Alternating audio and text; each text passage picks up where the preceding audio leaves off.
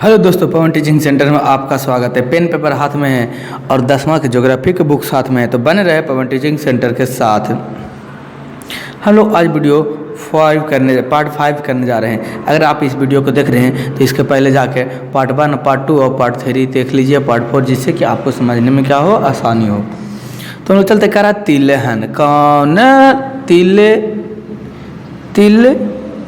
तिहलन, कौन लन तिहलन, तिहलन क्या है? तिलहन जो देखते हैं हम लोग। करा भारत विश्व में सबसे बड़ा तिलहन उत्पादन देश है। कौन है? तिलहन। तिलहन तिल को कहते हैं तिलहन। भारत विश्व में सबसे बड़ा तिलहन उत्पादन देश है। देश की कुल कृषिगत भूमि के 12% पर कई प्रकार की तिलहन फसलें उगाई जाती है। भारत में जितना ज़मीन है उसके 12% पर कई प्रकार की तिलहन फसलें उगाई जाती है। इनमें निकाले गए तेल हमारे भोजन का मुख्य अंग है। और तिलहन का जो तिल से जो निकाला जाता है तेल, यह हमारे भोजन का प्रमुख अंग है। कुछ औद्योगिक रूप से कच्चे माल के रूप में भी प्रयोग में लाए जाते हैं। और कुछ औद्योगिक रूप से कौन से माल? कच्चे माल के प्रयोग में भी लाए जाते हैं। किसको? तिलहन को। मूंगफली, सरसों, नारियल, कौन यल? नारियल। तिल, सोयाबीन, कौन बीन? सोयाबीन। अरंडी, नैला, कौन नैला? बिनैला। लस्सी, कौन लस्सी? अलसी। और मुखी, कौन मुखी? सूरजमुखी आदि भारत में उगाए जाने वाले प्रमुख तिलहन हैं। कुछ तेल के बीज को साबुन, प्रधान और उबटन आदि में प्रयोग किया जाता है। कुछ जो तेल के बीज है उस बीजों को क्या किया जाता है? साबुन या उबटन बनाने में प्रयोग किया जाता है। करा मूंगफली। मूंगफली एक खरी फसल है। मूंगफली एक कैसी फसल है? मूंगफली एक खरी फसल है और विश्व में मूंगफली का दूसरा बड़ा उत्पादन देश यह देश को कुल कृषिगत भूमि के 3.6% पर पैदा किया जाता है। और यह है जो कुल भूमि का जितना कृषि पर है उसका कुल भूमि का 3.6% पर पैदा किया जाता है। किसको पैदा किया जाता है? मूंगफली को पैदा किया जाता है। भारत में कुल तिलहन का आधा उत्पादन मूंगफली से ही प्राप्त होता है। और भारत में जितना तेल का प्राप्त होता है वो आधा तेल किससे प्राप्त होता है? मूंगफली से ही प्राप्त होता है। गुजरात इसके उत्पादन में भारत में सर्वप्रथम और अन्य उत्पादन राज्यों में आंध्र, कर्नाटक और महाराष्ट्र में मूंगफली उपजाया जाता है। तो क्वेश्चन पूछेगा आपसे कि मूंगफली एक कैसी फसल है? तो मूंगफली कौन सी फसल है? एक खरी फसल है। क्वेश्चन ही पूछेगा कि मूंगफली कहाँ से उपजाया जाता है, कहाँ उपजाया जाता है, कौन राज्य में उपजाया जाता है? तो मूंगफली आंध्र प्रदेश, कर्नाटक और महाराष्ट्र में उपजाया जाता है। सरसों, कौन सो? सरसों। इसके अंतर्गत राई, सरसों, तोरिया, तारा मीरा आदि कई तिलहन शामिल है। यह रबी उपोष्ण कटिबंधीय फसल है और इसकी कृषि भारत के मध्य तथा उत्तर पश्चिम भाग में रबी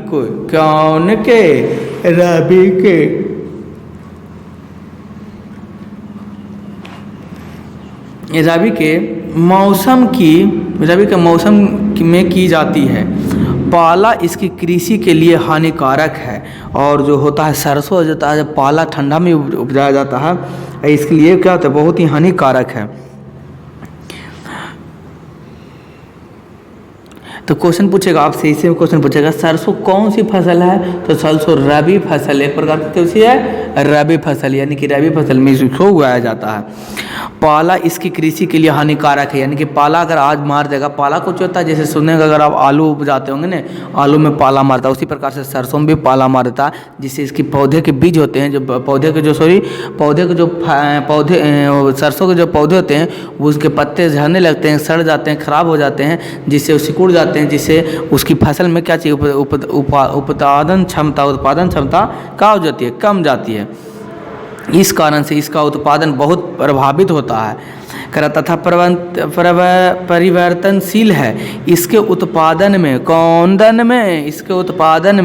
वृद्धि के लिए एक नए प्रौद्योगिकी विकास किया गया है। विकास किया गया है तथा परिवर्तनशील है। इसके उत्पादन में वृद्धि के लिए नए प्रौद्योगिकी विकास किया गया है। नए प्रौद्योगिकी विकास किया गया है जिसमें उन्नत बीजों का प्रयोग तथा सिंचाई आदि शामिल है। इसके उत्पादन का 1/3 भाग राजस्थान द्वारा प्राप्त है। राजस्थान द्वारा कितना 1/3 भाग प्राप्त है? कौची? सरसों। यानी कि पूरे भारत में 3 भाग में होता है सरसों, तो 1 भाग में कहाँ होता है? राजस्थान में होता है। अन्य उत्पादन राज्य उत्तर प्रदेश, हरियाणा, पश्चिम बंगाल तथा मध्य प्रदेश है। इसकी प्रति हेक्टेयर उत्पादन हरियाणा तथा पंजाब में बहुत अधिक है। इसका अधिक उत्पादन कहाँ होता है? पंजाब और हरियाणा में उत्पादन होता है। किसका? सरसों का उत्पादन होता है। कौची में? प्रति हेक्टेयर के हिसाब से देखा जाए तो पंजाब और हरियाणा में होता है। अगला कर रहा है अलसी को जी कहते हैं तीसी देखे हैं? तीसी को कहा जाता है अलसी।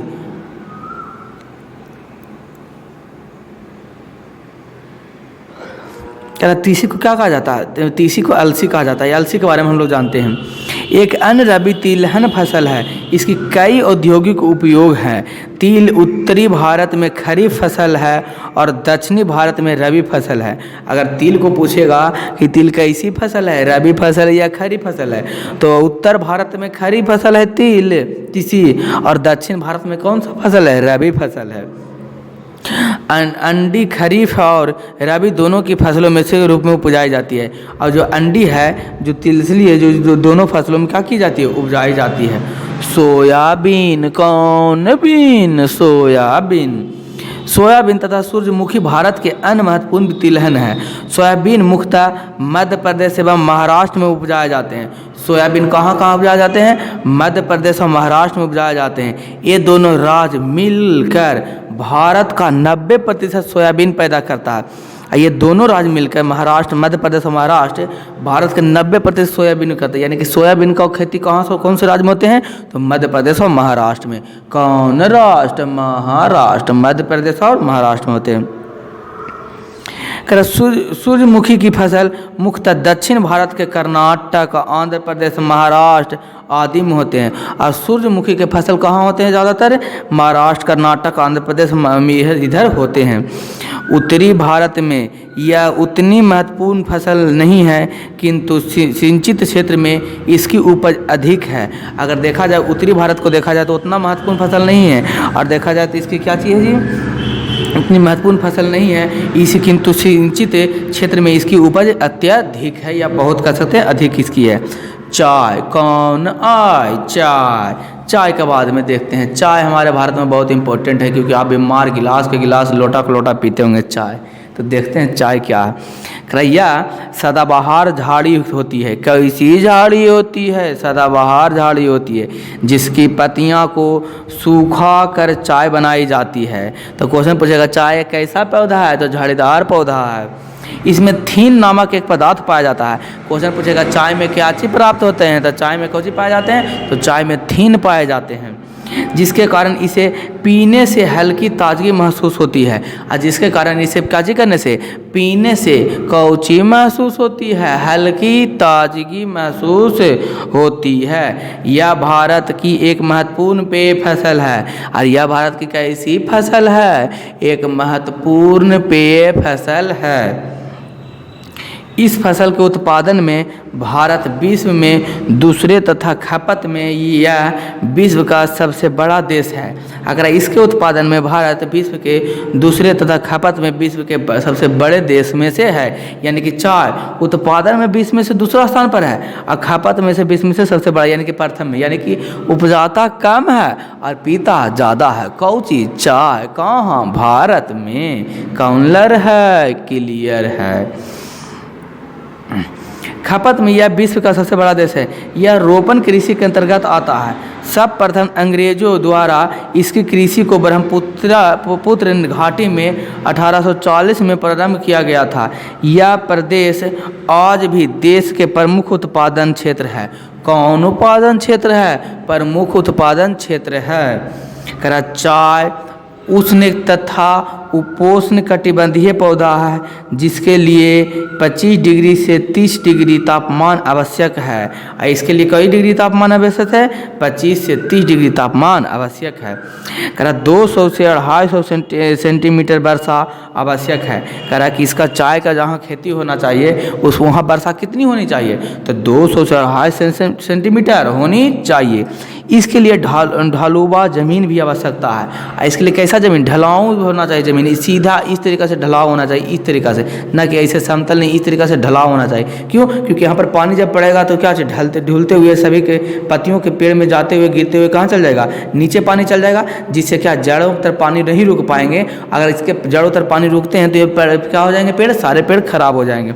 इसलिए कैसा ज़मीन चाहिए? ढलौदार ज़मीन चाहिए, ताकि पानी का जमाव जड़ों के पास नहीं हो सके। पत्तियों के नियंत्रण विकास के लिए आर्द्रता समान रूप से सालों भर वितरित रहना चाहिए। सुबह का कुहासा और प्रतिदिन की बौछार पत्तियों की उपज में अत्यंत सहायक है। इसकी मिट्टी सुप्रवाहित एवं उर्वरक होनी चाहिए।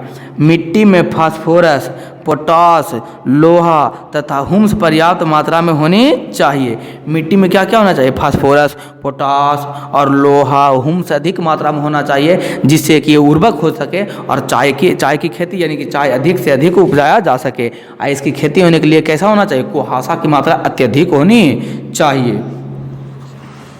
करा कि झाड़ियों की सफाई एवं कटाई के लिए काफ़ी मानव श्रम की आवश्यकता होती है। इसे पत्ते को एक एक पत्ता को तोड़ना है और झाड़ियों को कटाना है, उसको बराबर रखना है। इसमें मानव शक्ति अधिक रूप में काम करते हैं, यानी कि मानव शक्ति का ज़्यादा आवश्यकता होता है। इसलिए इसमें करने के लिए मानव की ज़रूरत है, यानी कि करे मतलब मानवीय मजदूर की अधिक आवश्यक है। चाय की पत्तियां की ताजगी को बनाए रखने के लिए इसके बागान में ही संशोधित किया जाता है। और जहाँ इसका चाय का बागान है वहीं पर क्या चीज़ है? फैक्ट्री खोले जाते हैं इसको, क्योंकि इसके पत्तियाँ क्या रहे? ताजगी भरे रहे और इसके पत्तियाँ अच्छा रहे, जिससे इसकी चाय की गुणवत्ता बनी रहे, ख़राब ना हो सके। इसके लिए यहाँ पर क्या किया जाता है? वहीं पर इसे रखा जाता है। चाय कौन आए? चाय देखते हैं चाय क्या है जो समझते हैं।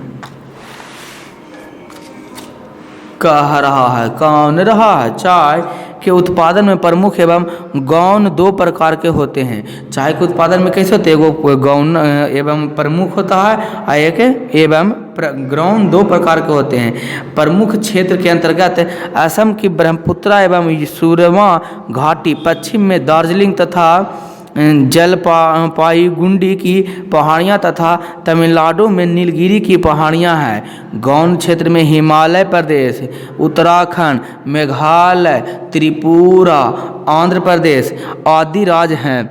भारत विश्व का अग्रणी चाय उत्पादन एवं निर्यात देश है। भारत है जो चाय का क्या है? अग्रणी उत्पादन देश है। कॉफ़ी चाय की तरह यह भी एक पेय पदार्थ है। यह एक प्रकार की झाड़ी पर लगे हुए फल के बीजों द्वारा प्राप्त किया जाता है। चाय की तरह एक कॉफ़ी है कि क्या है? पेय पदार्थ। कौन पदार्थ? पेय पदार्थ है। यह एक प्रकार की झाड़ी पर लगे हुए फल के बीजों का द्वारा प्राप्त है। कहना चाय की भांति, किसकी भांति? चाय की भांति यह भी चूनायुक्त मिट्टी से में भली भांति उगता है, किंतु मिट्टी में इसे हुम्स आवश्यक चाहिए। इसके फल को एकत्रित करने एवं बीज को पीस कॉफ़ी पाउडर बनाने में काफ़ी मानव श्रम की आवश्यकता होती है। भारत में कौन राज्य में? भारत में लगभग सभी कॉफ़ी दक्षिण भारत में उगाए जाते हैं। भारत में जितने होते हैं कॉफ़ी वो कोची में उगाए जाते हैं? दक्षिण भारत में उगाए जाते हैं। कर्नाटक कौन? नाटक। कर्नाटक भारत का सबसे बड़ा उत्पादन राज्य है और यहाँ भारत का 70% कॉफ़ी उत्पादन किया जाता है।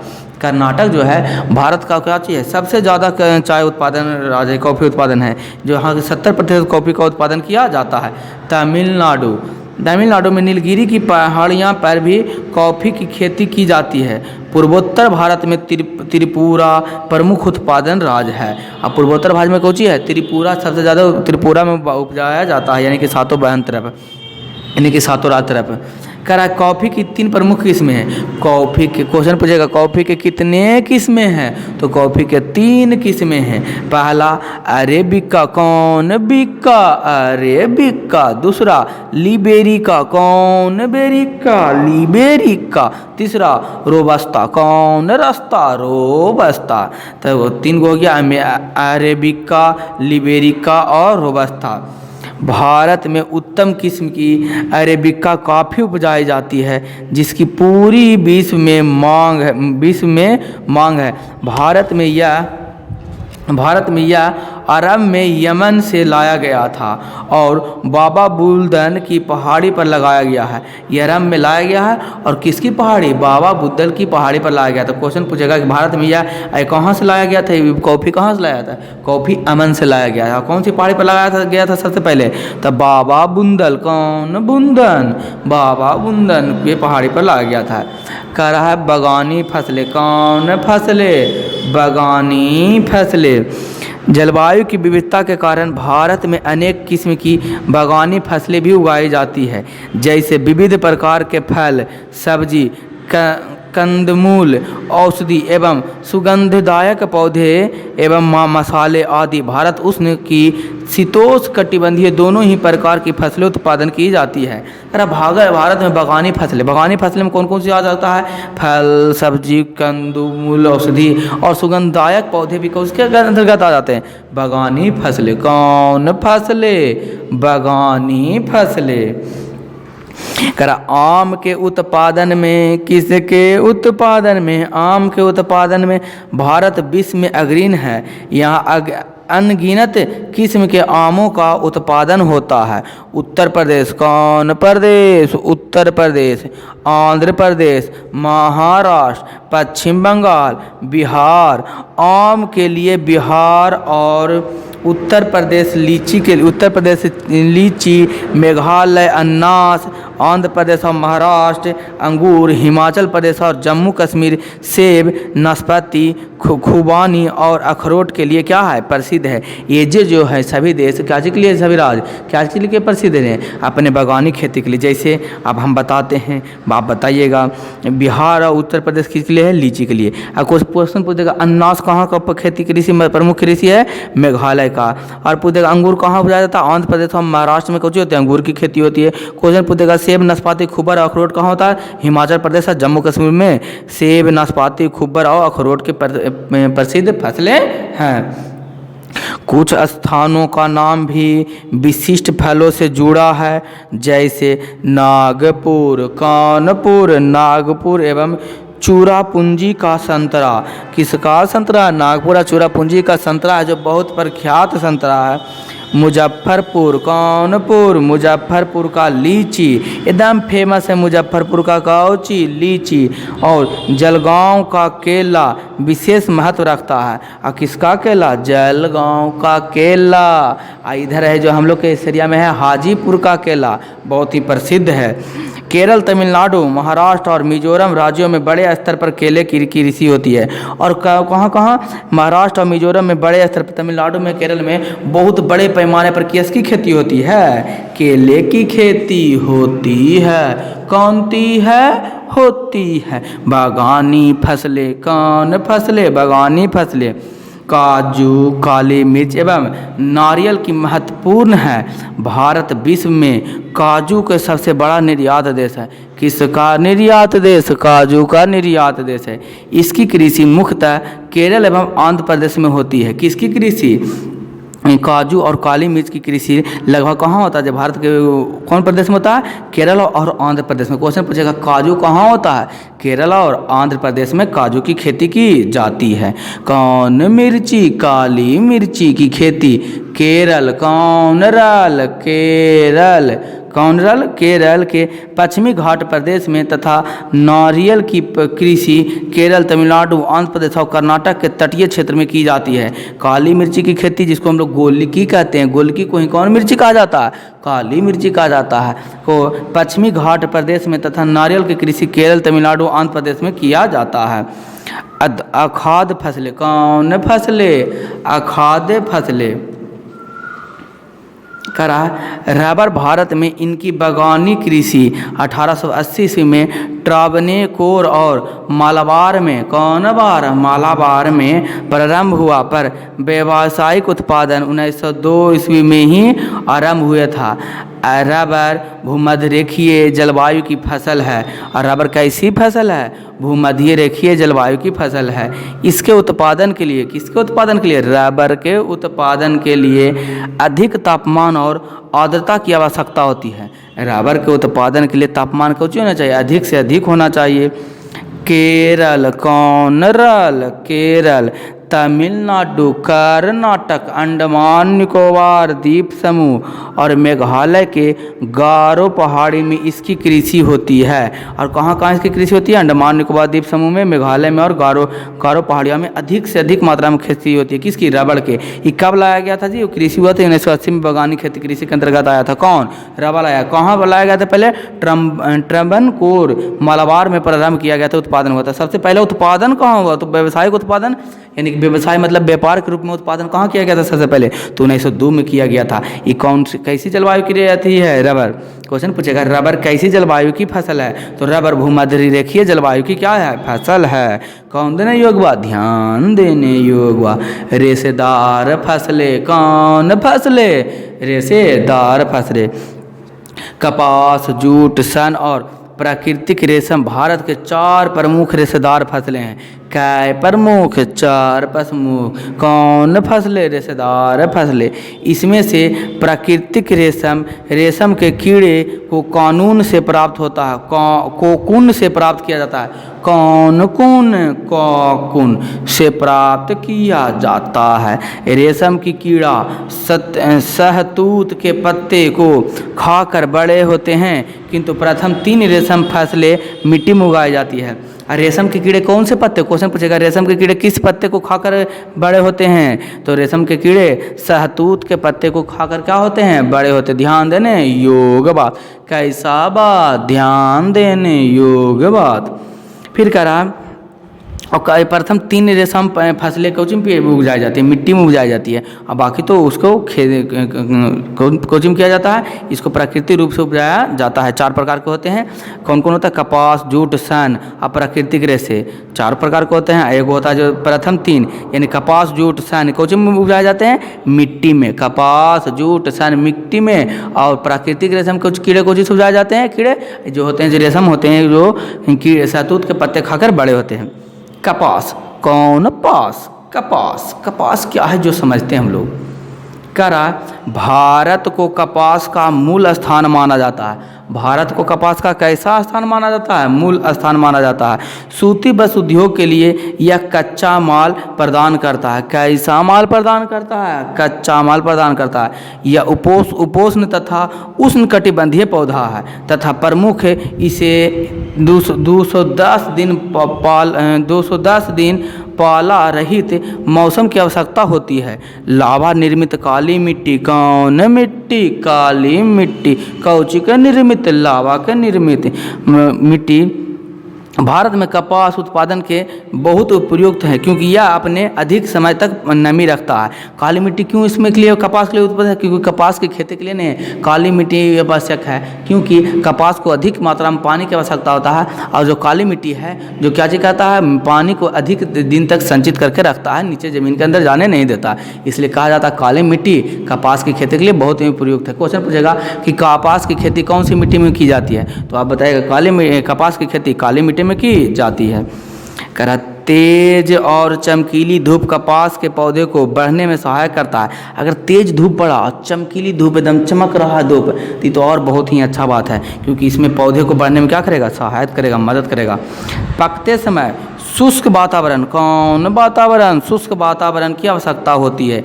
इसे पक कर तैयार होने में 6 6 से 8 महीने लगते हैं। पककर इसे तैयार होने में कैसे कई महीने तक रहते हैं? 6 से 8 महीने लगते हैं। यह एक खरीफ फसल है। कौन फसल? खरीफ फसल। कौन है खरीफ फसल? कपास। ये कितने दिन से लगते हैं? 6 से 8 महीने तक लगते हैं। यह एक खरीफ फसल है। क्वेश्चन पूछेगा कपास एक कैसी फसल है, तो आप बताएगा कपास एक प्रकार की खरीफ फसल है। ये कौन कौन से राज्य में उपजाए जाते हैं? पूछ देगा कौन कौन से राज्य में उपजाए जाते हैं, तो महाराष्ट्र, गुजरात, मध्य प्रदेश, कर्नाटक, आंध्र प्रदेश, तमिलनाडु, पंजाब, हरियाणा और उत्तर प्रदेश कपास के मुख्य उत्पादन राज्य हैं। यहाँ छोटे रेशे वाली कपास उगाई जाती है।